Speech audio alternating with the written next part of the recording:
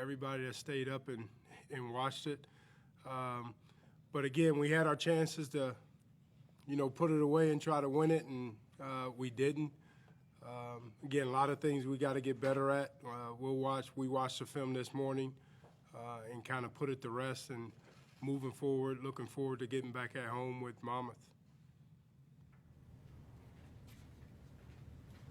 Coach, could you talk about the last few drives of regulation? You had some real opportunities with great field position.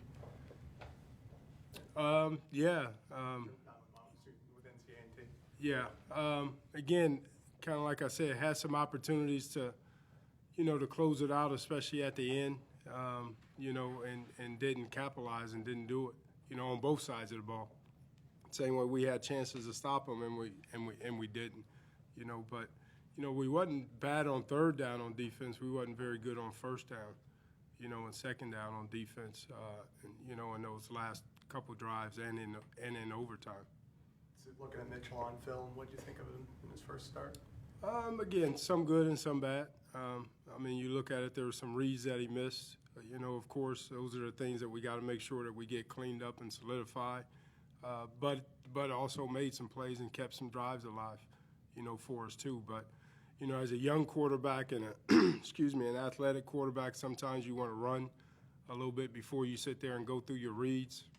So we just got to get into to not have happy feet all the time and just sit in there and go through the progression and it'll come to him. But again, hopefully that'll come here, soon. And I think every rep he takes, every game he plays, he'll continue to get better. Can you give us an update on Agner's status? No, not right now. Again, he'll probably see the doctors today or tomorrow, but probably doubtful. Nick or Ernie, can you just talk about the atmosphere on the sideline during all those overtimes? Is it a little bit different than during regulation? Of course, it's a little different, but the same thing goes into executing the plays and doing what you're supposed to do. Try and score, try to stop them. So, everyone's paying attention because it's just like the fourth quarter, last play of the game in overtime, but same principles and fundamentals need to be executed.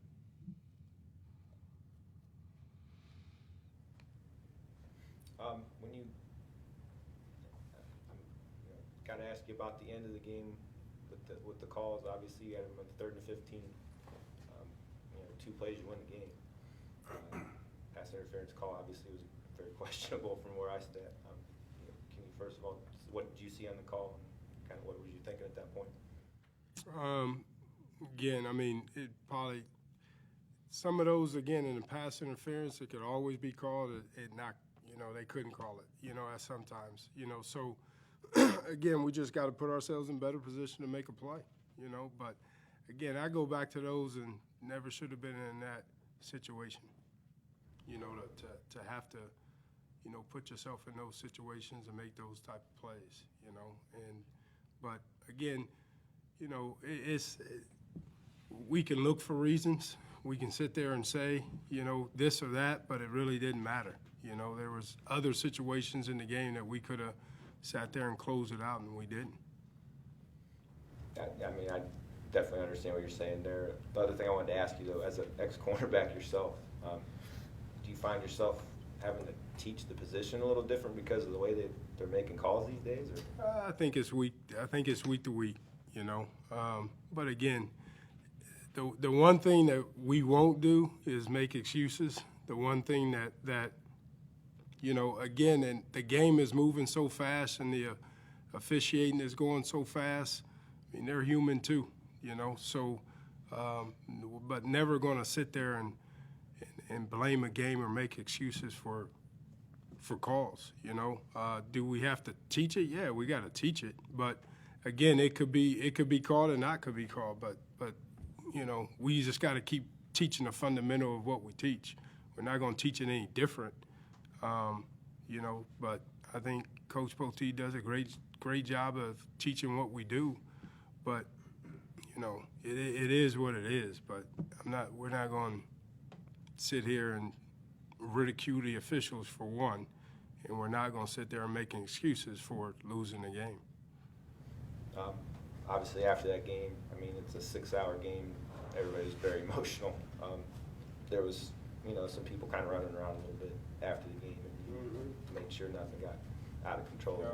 Can you just kind of talk about what was going on? I was, and we talked about it this morning, very embarrassed, by it, by what our guys were doing. I'm not the coach of their team, so it doesn't matter. But our guys, we talk about being a class of college football, and that's not. And we talk about controlling your emotions, and it's an emotional time. It's but you still got to control it, and it will not be allowed. Going into that game when you're playing a lower level team, this is kind of what my thought here, and you can tell me what you agree or not. You obviously think that you should be able to control the blinds, offense and defense going in. If you do that, you should be in pretty good shape unless, a bunch of crazy things happen. Change it. First of all, do you agree with that? Second of all, do you think you did that? Lower level by conference, but not lower level by talent. I think that team was a very good football team, very talented, football team. But yeah, you would think that you can control the line of scrimmage, but again, they were very athletic up front, especially defensively, and they did a lot of movement, on us, which created some havoc, for us. They brought 2 off the edge and 3 off the edge a lot of times, which caused, they brought more than what we can block. And again, that goes back to some of the reads that we got to make to sit there and just dump it off, especially with our RPOs, with our run pass options that we got to throw it, at that time. So those are things, again, that our young quarterback could get better at. Coach, can you talk about Shane Hines on Saturday? Shane did a good job. I mean, he continues to be, consistent for us. There's a lot of clutch ones in that overtime period that he sat there and he made. And, Shane's a competitor. Me and him have a unique relationship, I would say. But he always wants to try it. I mean, he thinks he can make 65-yarder, and everything. So he was disappointed in the one. I saw the look on his face when we had a chance at I forget what quarter it was, but, we quick kicked it. He wanted to try the field goal, at that time and everything, but I didn't want to give up the field position a little bit. But that's him, and which is a good thing, good quality in him. So, but he's been consistent for us, and it's been good. And just as players, obviously everyone's telling you just got to put this behind you and move on. Is that a hard thing to do? Is it something that, pretty simple? You got another game coming up, or just talk about how you feel about that? You just treat each game as if it was a play. When you're out there on the field, you can't worry about the last play. You just got to go play by play and move on to the next play, and that's exactly how we treat each game. Yeah, I think the same thing. You just move on to the next one, no matter if you win or lose. It's always on to the next game. Just talk about the next game a little bit. I mean, another FCS team that coming into your place, and just talk about that. I'm excited. Hopefully we get some good weather, and then my family can stay out and watch the game. So I'm excited for that, and then just to get out there and play another game because this is my senior year. So I make sure that every game matters. Yeah, it'll be good to have another game at home and go out there and execute. Ernest, you brought up the weather. You guys were in the tunnel getting ready to come out when they postponed it. Think back to all of the things that have happened with Buffalo and last year the game at Illinois. And what were you thinking when they said turn around? I mean, it's no stranger to us. Everybody kind of saw it coming. So, I mean, you prepare yourself like you're going to go out there and play. And then if things change, then things just change. It's just like when you're out there on offense and sudden change happens. So you just got to adjust to it. You got to stay ready. And then when they're ready and they call you, you got to be ready at that time. So, yeah, you get pumped up and then you're ready to go out there right then and there. But, I mean, if it doesn't happen, you just got to keep your composure and keep your emotions so that you can go out there and play when it is time. Do you think you guys, I mean, you're up 10-0 at the half. Do you feel like you handled all that pretty well? Yeah, I think we did. And again, I mean, we were no stranger to it, you know. So I don't think that affected us, you know, at any time. I thought the guys handled it well. I think the coaches handled it well. I think it's easier when you're at home, you know, a little bit just because you're in your environment and you can move around a little bit more. So I don't think that was a factor at all. Ernie, you had a little string of 3 catches, I think, in a span of 4 plays. Was there something going on in the defense there? Did you just have a burst of energy? I don't know. I suppose I was feeling it. I know it felt good to contribute to the offense like that, and I got a couple plays that the offensive coordinator called, and they just so happened to go my way. So if the quarterback's looking my way and he's going to let that ball go, I'm going to make sure I'm going to do my best to catch it. Just any early thoughts on Monmouth? Have you seen much from him? Yeah, I have.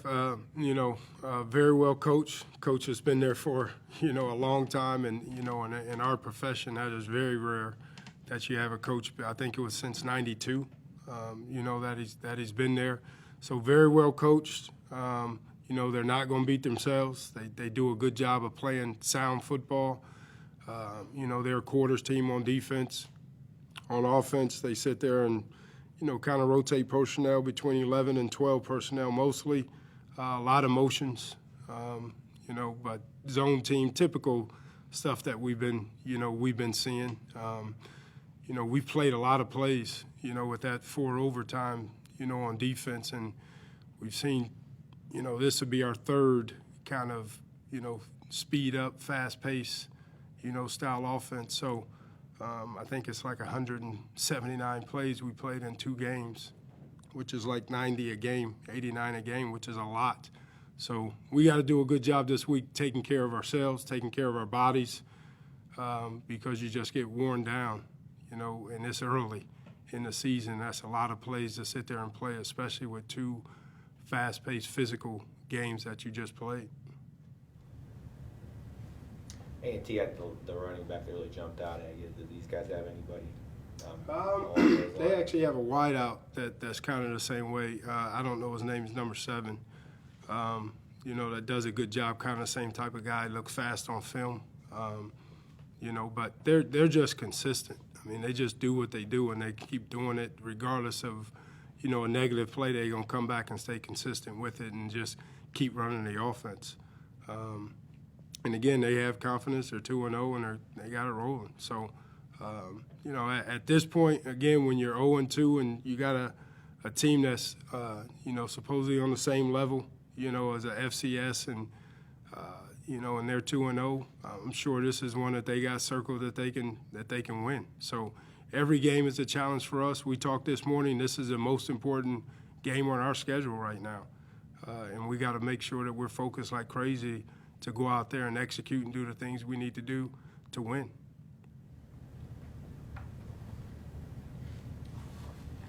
You kind of mentioned when I talked to you last night about you didn't really know that they got the message about how good A&T was. Do you sense any issues with that, after you get beat and then all of a sudden you got another one coming up? I mean, it's a little easier sell now. I think anytime you get, after a loss and you get humbled like that, you always get, refocus a little bit on things like that. But, we knew that they were a good football team. We know, again, that they come in there, you keep them hanging along, and crazy things happen. That's exactly what happened last week. As players, does it make you even more eager to get Saturday here? I mean, after what happened? At first, that's what it naturally does. But you just got to remain focused, because sometimes people can get overeager, get antsy, get excited, and try to play too perfect, and that's when mistakes happen. So you just got to continue to play within yourself. Don't try to overdo stuff. Don't try and overthink stuff. Just do what it is that you're supposed to do, and things will work out in the best. I agree. I think it's just important to get back into our normal schedule, and we'll get back in practice tomorrow. Ernest, can you talk a little about playing with Malik now that you've gotten a little bit of a feel for him, and what's your impressions of him so far? It's different. I think I've had a different quarterback just about every year here, so I'm no stranger to that as well. But we're starting to get comfortable. I'm starting to learn how it is that he plays, how he likes for me to run his routes. It's very important for me to get extra work after practice with him so that I know just for timing purposes. But just getting him to get comfortable, whether he's throwing the ball deep or short or scrambling, whatever it is that he's doing, I just want to make sure that he's comfortable with everything that he's doing. And if I play my part, then everything should go smoothly. Anything else? All right. All right, thank you. Appreciate it. Thanks, guys.